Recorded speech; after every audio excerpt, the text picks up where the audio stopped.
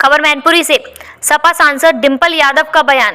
सपा और कांग्रेस की टूट पर बोली डिंपल यादव। स्वामी प्रसाद मौर्य के इस्तीफा दिए जाने पर बोली डिंपल यादव। पल्लवी पटेल को नाराजगी पर बोली डिंपल यादव।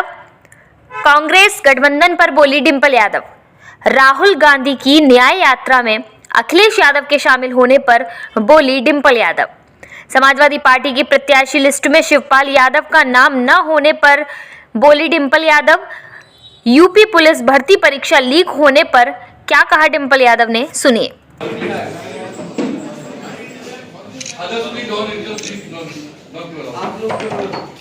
बस 2 मिनट बाद। प्रसाद मौर्य ने आज समाजवादी पार्टी से इस्तीफा देकर जो है पार्टी करने का ऐलान कर दिया। मीटिंग कर रहे हैं, एमएलसी पद से भी इस्तीफा दे दिया है। पीडीए के लगातार विकेट मिल रहे हैं, कैसे देख रही हैं, क्या कहना चाहते हैं? मैं समझती हूँ कि चुनाव के दौरान स्वामी प्रसाद मौर्य जी पार्टी में आए थे और वो चुनाव नहीं जीत पाए थे। उसके बावजूद भी समाजवादी पार्टी ने उन्हें एमएलसी बना के विधानसभा में भेजने का काम किया है और हम स्वामी प्रसाद मौर्य जी का पूरा सम्मान करते हैं, हमेशा करते आए हैं। और जो अब आप बोलेंगे, नेक्स्ट सवाल करिए।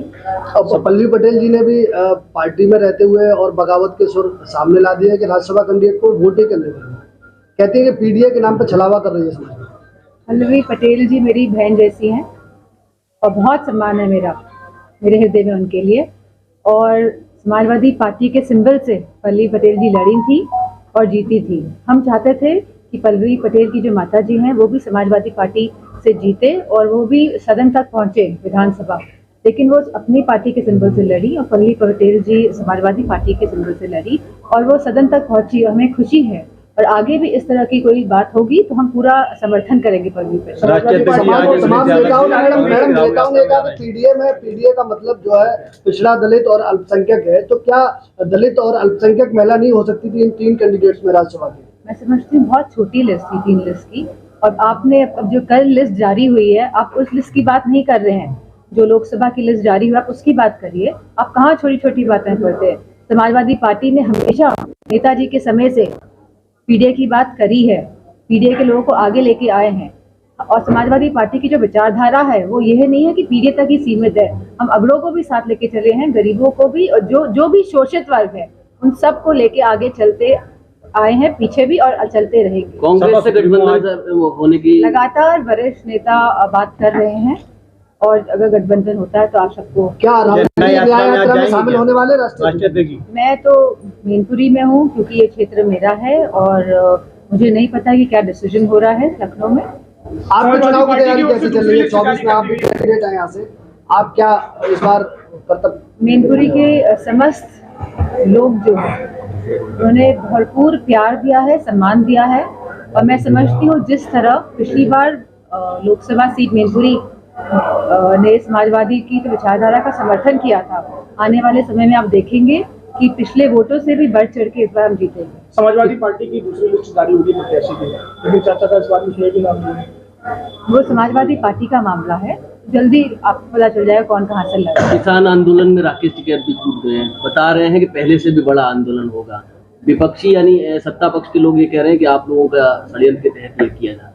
ऐसा कुछ नहीं है। हम सभी जानते हैं कि किसान पूरे जो हिंदुस्तान का परेशान है और इतनी बड़ी संख्या में अगर किसान निकल के बाहर आ रहे हैं और उसमें असलों का इस्तेमाल हो रहा है, रबर बुलेट्स का इस्तेमाल हो रहा है और इस तरह के सोनिक हम लोग सुनने में आया है कि वेपन्स का भी इस्तेमाल किया जाएगा जिससे कि उनकी हियरिंग एड जा सकती है, मतलब सुनने की शक्ति और क्षमता जो हो सकती है उसको नुकसान पहुंच सकता है।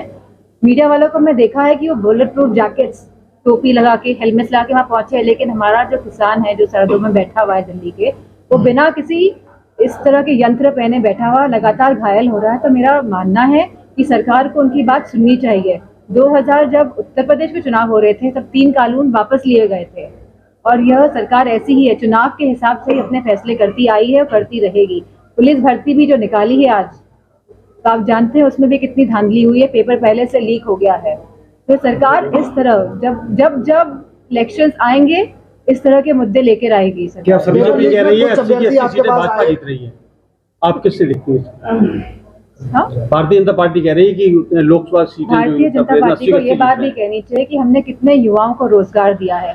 हम अग्निवीर की क्या व्यवस्था लेके आए हैं युवाओं के लिए, हम किसानों के लिए क्या कर रहे हैं, हम खाद इतनी महंगी क्यों कर रहे हैं, हम खाद में चोरी क्यों कर रहे हैं, हम मवेशियों जो आवारा पशु हैं उनका समाधान क्यों नहीं ढूंढ पा रहे। तो मैं समझती हूँ बीजेपी के लोगों को ये बात भी कहनी चाहिए, इस बात को नहीं कहना चाहिए कि 80 में से 80 आए। पुलिस अभ्यर्थी पुलिस परीक्षा हुई थी, उसको लेकर कल आपको ज्ञापन भी दिया जी हाँ, व्हाट्सएप में और टेलीग्राम में। तक आवाज ले जाना नहीं, अब ये तो उत्तर प्रदेश की सरकार डिसाइड करेगी कि इसमें उसको एक कमेटी बना के इसकी जांच करानी चाहिए, क्योंकि ये अन्याय होगा हमारे युवाओं के साथ अगर पेपर लीक हुआ है उसके बावजूद भी इस तरह की भर्ती आगे बढ़ती है।